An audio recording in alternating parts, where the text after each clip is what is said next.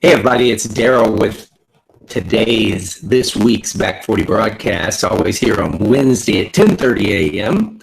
YouTube, bringing you a nugget or a nudge to create your second half of life as your best half. Two premises upon which the Back 40 philosophy and our community and our upcoming book is based. Number one is, as Frank Sinatra sings, the best is yet to come. And babe, won't it be fine? And number two, you have yet to do what you came here to do. And so we're here to give you a nugget or a nudge every week, give you a little something on the mindset shift required to support you in your second half to actually fulfill on what you came here to do. So thanks for being here. If you haven't been here before, or if you want to get the newest version of the top 10 tips for a radical second half, make sure you grab those below. Today, I want to talk about intention and how it relates to the Back 40, the second half, best half of life. So there's been a lot, excuse me, there's been a lot said about intentions. I've got some quotes here. You know, a lot of creative minds talk about, the power of intention. Wayne Dyer wrote a book on it. Our intention creates our reality, Wayne Dyer says. Sharon Salzberg says, let the power of intention lead the way. Andrea Bocelli says, all that counts in life is intention. And Uncle Ralph Waldo Emerson says, a good intention clothes itself, clothes like with clothes, right? A good intention clothes itself with sudden power. So, all of this talk about intention being the thing.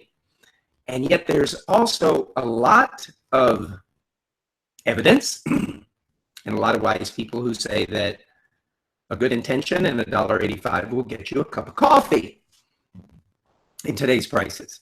Ronald Oliver says, men with good intentions, and I suppose this goes for women too, men with good intentions make promises. Men with good character keep them.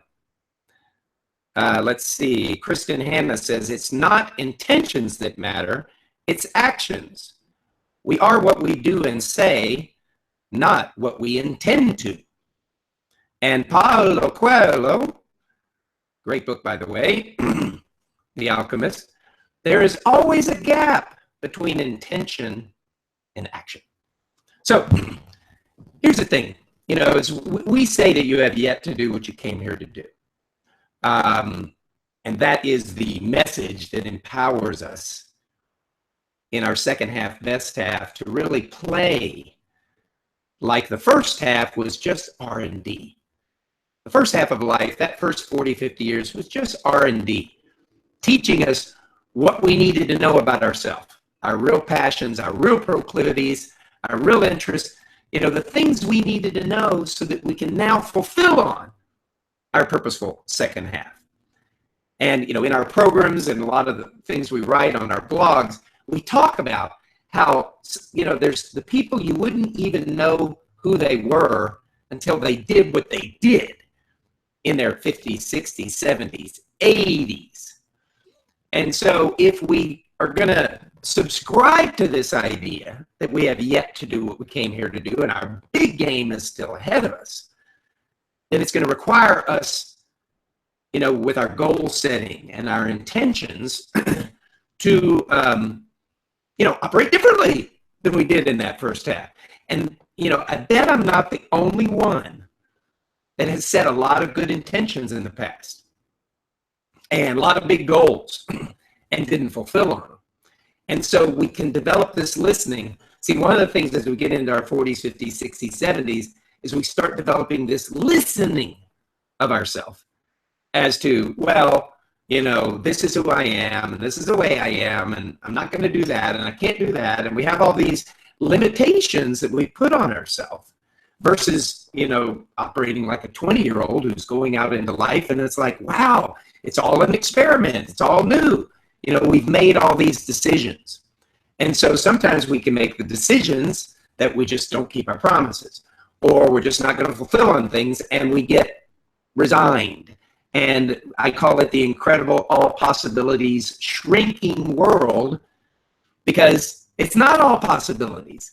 It's actually very, very limited, and we see ourselves as very limited. So what we may want to consider doing, if we're going to really empower ourselves to play the big game that we came here to play, is to create a new relationship with intentions. I call it active re-intentions.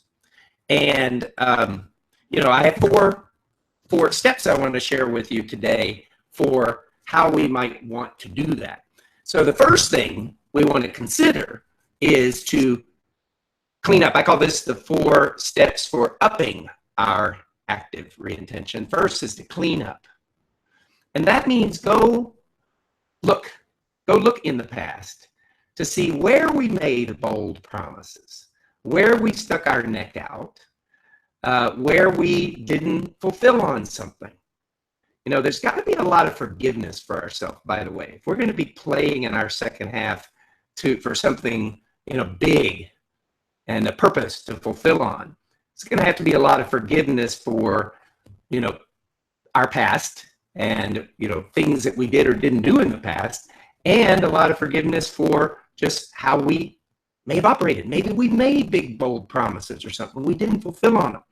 And after doing that enough in the first half, we could probably lose a little bit of trust in ourselves. So cleaning it up, maybe make a list of all the big intentions that you had once set, and then have a ritual and burn it. Let that go. Let that go as part of the past. Maybe going and talking to people who knew you when you were setting big goals, and check in with them. And, this isn't about cleaning up anything with others, but checking in with them as to how they saw you and what they saw as possible for you. But it's really like letting go, cleaning up our intentions that we didn't fulfill on in the past, the goals that we didn't achieve, and creating a new relationship with ourselves and letting those go. Number 2, buck up. Actually, consider that we can start making bold promises, that we can start declaring big things as possible. Now, I say this, buck up and be bold with sobriety, okay? We don't want to be doing pipe dreams. And, to a great extent in the first half, there's a lot of pipe dreams. Now, we can look back on them and say they were pipe dreams because we didn't fulfill on them. Some people made big promises and they did. But yet, a lot of times there was not a whole, and that's really what's great. And one of the things we say in the Back 40 is just play first. Play before you know how it's all going to work out. So we're not knocking making bold promises or bold statements when you don't know how it's all going to be worked out.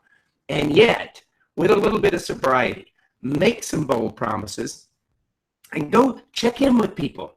Check in with people. Ask people that you trust, that are around you, that hey, is this possible? Or am I, crazy? And, we're not trying to necessarily get agreement everywhere, because a lot of times we go out there and we play big in the face of no agreement. Yet, to really fulfill on a purpose beyond ourselves, it's going to require us having others involved and enrolling others in whatever that big game is that we're playing. And so if we get out there and we check in with people, those who tell us it's not possible, we can ask, well, why? Why isn't it possible? Then we get a lot more information. We maybe see some things that we didn't see before about fulfilling on that. For those that say it is possible, we ask them, how is it going to be done and why? And maybe we get more ideas and we see who the supporters are. So the point being is, we want to be making bold promises, and we want to be doing it in a sober way, and we want to be involving other people in those promises, those games that we're going to play. Step 3 is buddy up. Look, we grew up in a culture that's very much about self-made man, self-made woman, pull ourselves up our bootstraps. I got this handled, Lone Ranger kind of stuff. And my experience, and in the experience of lots of people that I've studied and watched and worked with who've achieved big things, they didn't do it based on their own accountability. They did it because they were accountable to someone outside of themselves. And so buddying up is a little bit against the grain, maybe, from how we played our first half, which was, I can do it on my own. But I'll tell you what, when there's someone that's watching you, that you are accountable to, you've got promises to keep, you've got deadlines. I mean, some of the people I've worked with, I pay them money when I don't meet my milestones. And if I don't meet my milestones more than once, I pay them more money.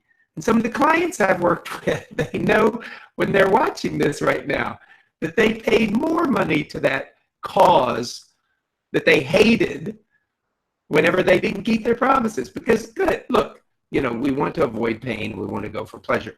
So set yourself up with big commitments. Set yourself up with milestones on the goals and dreams that you're playing for. And set yourself up with walls and rewards when you do keep the milestones. Reward yourself, but buddy up. Buddy up. Don't try to do this on your own again. It's so first half. It's so first half of life. And then show up. Just show up. What do they say? Someone said 97% of success is showing up. Well, show up. Let this be the time. Let this be the time that you actually did what you say you were going to do. Because here's what I've noticed. As we get closer to achieving our goal, as we can almost see the end of the finish line, everything and its brother comes up to try to stop us. It's almost like there's some little death wish in there. There's something that wants to get in the way right at the end. And it can be conscious. It can be subconscious. Stephen Pressfield wrote a book called The War of Art. I highly recommend it. And if you're reading the blog below this broadcast, there's a link there. Go get that book, because he talks about our dreams and our goals getting washed out right near the end. You call it fear of success. There's all kind of forms of it: procrastination, questioning, doubt. All kind of things are going to show up whenever you're getting close to the goal. And so therefore you want to keep showing up and just, go Nike on yourself. Just do it this time. Just do it. And here's the deal. And what's great about the Back 40 is we realize that we're just doing research and development all the time anyhow. And so guess what? If you come close this time and you didn't actually get it done, start over. Go clean up. Clean up where you made the promises and what you didn't keep, and let go of that past. Burn it. Do your ritual. Buck up. Make some big, bold promises again. Buddy up again. And show up again. And just keep doing it, because what we've realized, or what we say here in the Back 40, is you have yet to do what you came here to do. It ain't going to happen like that. It isn't going to happen overnight. And us encouraging ourselves and taking on the mindset that it's all R&D, and everything we're doing is having us grow more and more to become who we came here to be and do what we came here to do. So hopefully these 4 steps to up your active reintention will support you in the big game you're here to play. Join us here every week. We appreciate you. Send us cards and letters. Tell us what you're getting out of these broadcasts, and make sure you grab your top 10 tips for a radical second half below. Make it a radical week.